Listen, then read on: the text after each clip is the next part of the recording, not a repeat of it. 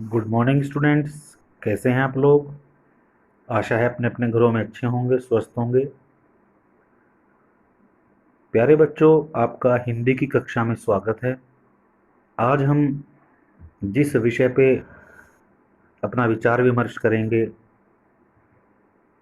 वो एक बहुत ही महत्वपूर्ण बिंदु है। न केवल हिंदी या परीक्षा के लिए उसे हमें सीखना चाहिए, बल्कि रोजाना की बातचीत, हमारा रोजाना का व्यवहार, उसमें भी ये बिंदु बड़ा ही महत्वपूर्ण स्थान रखता है। मैं बात कर रहा हूं संवाद लेखन। संवाद लेखन जब दो व्यक्तियों के बीच की बातचीत को हम लिखते हैं तो वो संवाद लेखन कहलाती है। मान लो आप अपने किसी दोस्त से, मित्र से किसी विषय पर, चाहे वो क्रिकेट हो, राजनीति हो, देश में फैली कोरोना महामारी हो, किसी भी विषय पर आप बातचीत करते हैं और उस बातचीत को लिख दिया जाए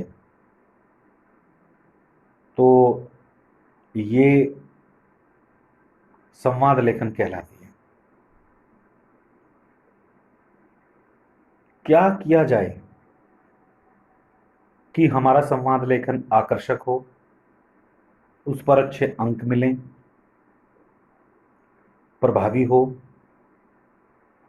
तो इसके लिए मैं आपको जो जो बिंदु बता रहा हूं, उन बिंदुओं को आपने बड़े ही ध्यान से सुनना है, उनका पालन करना है। सबसे पहला जो बिंदु है वो है हमारा सरलता। यानी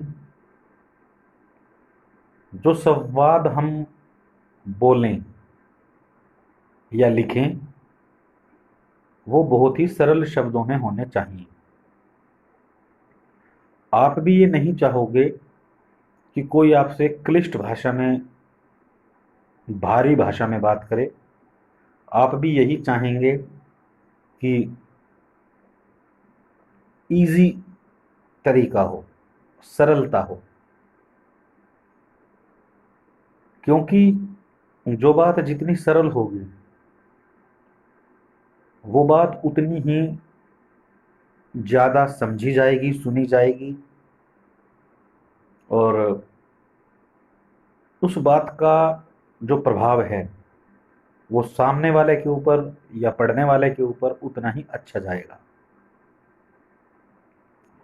दूसरा हमारा जो मुख्य बिंदु है वो है स्पष्टता, क्लियरिटी। अगर हम सामने वाले व्यक्ति से घुमा फिरा के बात करते हैं या लिखते हैं तो वो किसी को भी अच्छा नहीं लगता।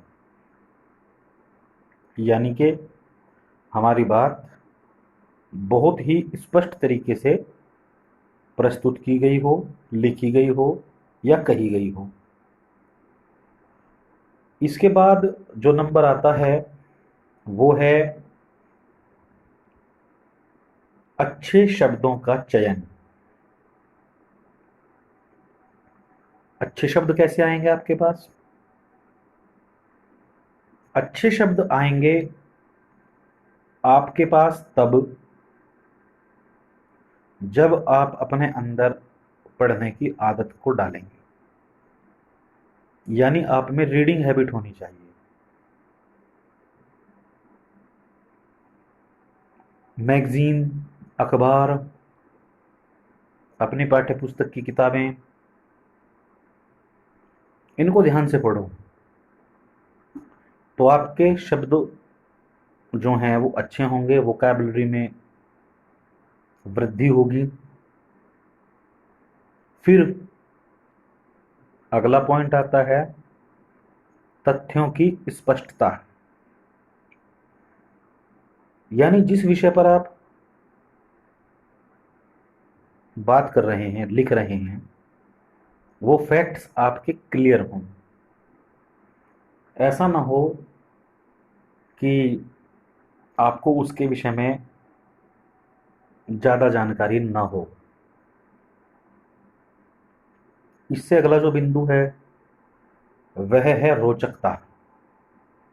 यानी जिन बातों को आप कर रहे हैं दूसरे व्यक्ति के साथ या मित्र के साथ, वे बातें रोचक हों, वे बातें ऐसी हों कि पढ़ने वाले को, सुनने वाले को उनमें उत्सुकता हो, बोरियत ना हो, उनके मन में जिज्ञासा हो, क्यूरियोसिटी हो कि आगे क्या बोला जाएगा, आगे क्या लिखा जाएगा। ये एक बहुत बड़ा गुण है। फिर सबसे आखिर का और सबसे महत्वपूर्ण वो यह है कि विषय का पूर्ण ज्ञान। जिस विषय पर आप बोल रहे हैं, लिख रहे हैं, उसकी आपको पूरी पूरी नॉलेज होनी चाहिए। एक संस्कृत में भी उक्ति है कि अधूरा ज्ञान विनाश का कारण बनता है। अधूरा ज्ञान अगर आप होगा तो आप उस विषय पर ज़्यादा अच्छा न लिख पाएंगे न बोल पाएंगे।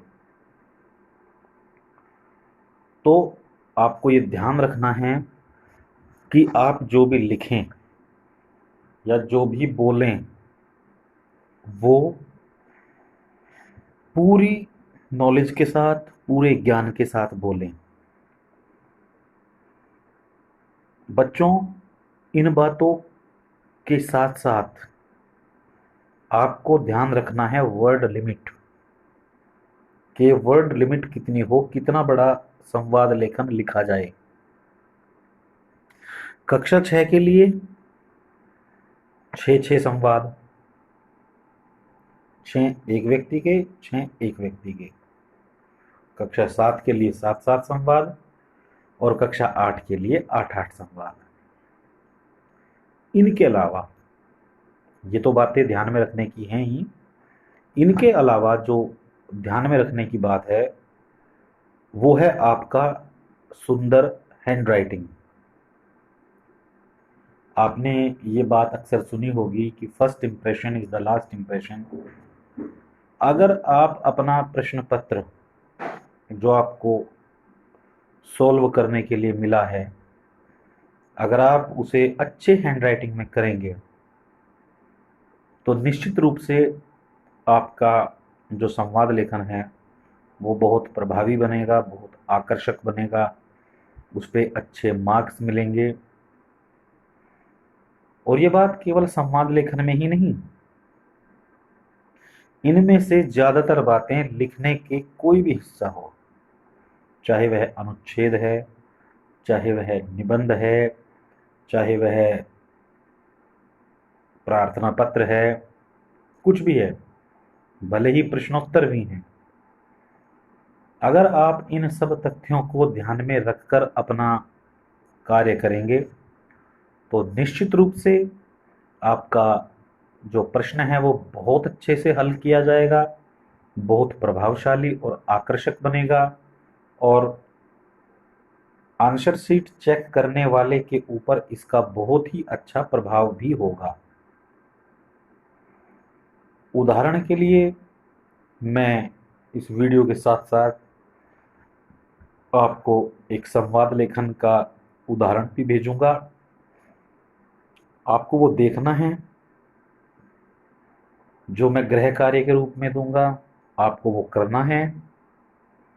इसके बाद भी अगर आपके मन में इस प्रश्न को लेकर, संवाद लेखन को लेकर मन में कोई संदेह है, प्रश्न है, भ्रांति है, संशय है, तो व्हाट्सएप से, फ़ोन से आप मुझसे अपना प्रश्न पूछ सकते हैं। मैं उसका हल करने का पूरा पूरा प्रयास करूंगा।